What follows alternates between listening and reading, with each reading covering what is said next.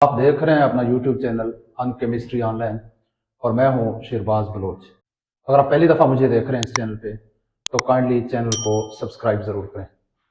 तो हम देख रहे थे प्रिपरेशन ऑफ अल्कीन्स की प्रिपरेशन, इसके कुछ मेथड हम देख चुके हैं और आज हम देख रहे हैं preparation of alkynes by dehalogenation of vicinal dihalide. हमारा टॉपिक है विसिनल डाइहेलाइड्स की डीहेलोजिनेशन करनी है, इससे हमें अल्कीन्स मिलेंगे। अब विसिनल डाइहेलाइड क्या है? देखें, carbon single bond with carbon, single bond with carbon, और इस कार्बन के ऊपर एक हेलोजन लगा हुआ है और एक हेलोजन इस कार्बन के ऊपर लगा हुआ है। ये दोनों एडजेसेंट कार्बन है, आपस में डायरेक्टली जुड़े हुए कार्बन है, इनको हम कहेंगे एडजेसेंट कार्बन्स। तो ये जो हमारे पास डाइहेलाइड बनेगा, इस डाइहेलाइड को हम कहेंगे विसिनल डाइहेलाइड। अच्छा जी, लेकिन अगर ये हेलोजन में इन हेलोजन में से एक इस कार्बन पे होता, दूसरा इस पे होता, अब ये डाइहेलाइड है लेकिन विसिनल नहीं है, क्योंकि ये कार्बन दोनों आपस में डायरेक्टली बॉन्डेड नहीं है। अगर डायरेक्टली बॉन्डेड दो आपस में जुड़े हुए कार्बन के ऊपर अगर हेलोजन अटैच हो तो उनको हम कहेंगे विसिनल डाइहेलाइड। इसी तरह से एक है जिमिनल डाइहेलाइड। जैसे मेरे पास है CH2 और CH, यहां पे एक हेलोजन और इसी कार्बन के ऊपर दूसरा हेलोजन, ये भी डाइहेलाइड है, ये एक जिमिनल डाइहेलाइड है, जिमिनल डाइहेलाइड। यानी अगर सेम कार्बन के ऊपर दोनों हेलोजन लगे हो तो उसको हम कहेंगे जिमिनल डाइहेलाइड।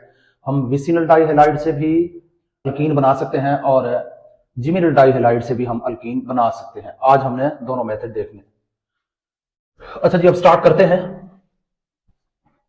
हमारे पास है एक vicinal dihalide CH2, single bond with CH2, और ये एक हेलोजन, ये दूसरा हेलोजन।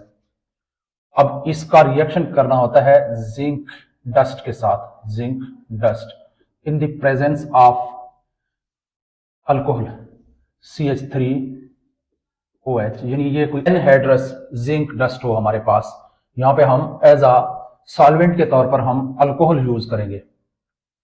तो होगा क्या, अब यहां से ये जो हेलोजन है ये दोनों यहां से निकलकर जिंक के साथ बॉन्ड बनाएंगे और हमारे पास बनेगा ZnCl2 जिंक क्लोराइड।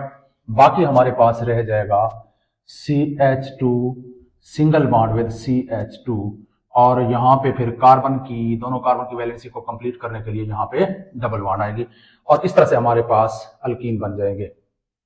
अच्छा जी, अब लेते हैं एक और एग्जांपल। मेरे पास है CH3 single bond with CH, single bond with CH2, और यहां पे ब्रोमीन, यहां पे ब्रोमीन। तो ये मेरे पास आ गया एक विसिनल डाइहेलाइड। अब इसका रिएक्शन करवाते हैं जिंक डस्ट के साथ in the presence of methyl alcohol CH3OH। अब होगा क्या, ये जिंक आके इन दोनों ब्रोमीन्स को यहां से रिप्लेस करके जिंक ब्रोमाइड बनाएगा ZnBr2, प्लस यहां से CH3 single bond with CH, single bond with CH2। अब यहां पे इन दोनों कार्बन की वैलेंसी इनकम्प्लीट है, यहां पे हम डबल बॉन्ड लगाएंगे। अब अगर देखा जाए तो ये भी एक इलिमिनेशन रिएक्शन है, इलिमिनेशन रिएक्शन, क्योंकि इलिमिनेशन रिएक्शन में क्या होता है, दो सिग्मा बॉन्ड टूटते हैं। ये देखें, एक सिग्मा बॉन्ड यहां से और एक सिग्मा बॉन्ड यहां से टूटा है और एक पाई बॉन्ड बन जाता है, यानी ग्रुप रिमूव हो जाते हैं। तो हमने यहां से ब्रोमीन रिमूव किया है, या फिर आप यूं भी समझ सकते हैं कि दो सिग्मा बॉन्ड टूटेंगे, एक पाई बॉन्ड ऐड होगा। तो दो सिग्मा बॉन्ड यहां से टूटे हैं और इन दो कार्बन के दरमियान एक पाई बॉन्ड ऐड हुआ है यहां पे। तो इस तरह से ये एक एलिमिनेशन रिएक्शन है। एलिमिनेशन रिएक्शन में से भी ये बाई मॉलिक्यूलर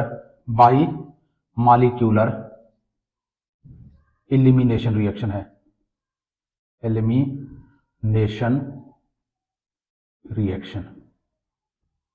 अब बाई मॉलिक्यूलर एलिमिनेशन रिएक्शन का मतलब ये है कि रेट डिटरमाइनिंग स्टेप में दोनों चीजें हिस्सा लेंगी, यानी हमारे रिएक्शन का जो रेट है वो डिपेंड करेगा वो डिपेंड करेगा दोनों रिएक्टेंट्स के ऊपर, इसलिए ये एक बाई मॉलिक्यूलर रिएक्शन है। और यहाँ पे क्योंकि E2 मैकेनिज्म को फॉलो करता है तो E2 मैकेनिज्म को जब ये फॉलो कर रहा है, ये बायोमॉलिक्यूलर रिएक्शन जो है, इनमें कभी भी कार्बोकेटाइन नहीं बनता, नो कार्बोकेटाइन फॉर्मेशन। जहां कार्बोकेटाइन नहीं बनती वहां कोई रीअरेंजमेंट नहीं होगा, नो रीअरेंजमेंट, कोई रीअरेंजमेंट पॉसिबल नहीं है। तो सबसे ज्यादा उस विसिनल डाइहैलाइड की रेट ऑफ रिएक्शन हाई होगी जिसमें आयोडीन हो, यानी आयोडाइड वाले।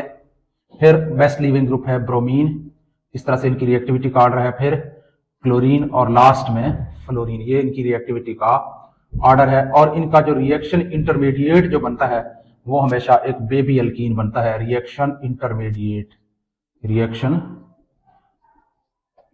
इंटरमीडिएट क्या बनेगा? Baby alkyne. अच्छा जी, अब देखेंगे कि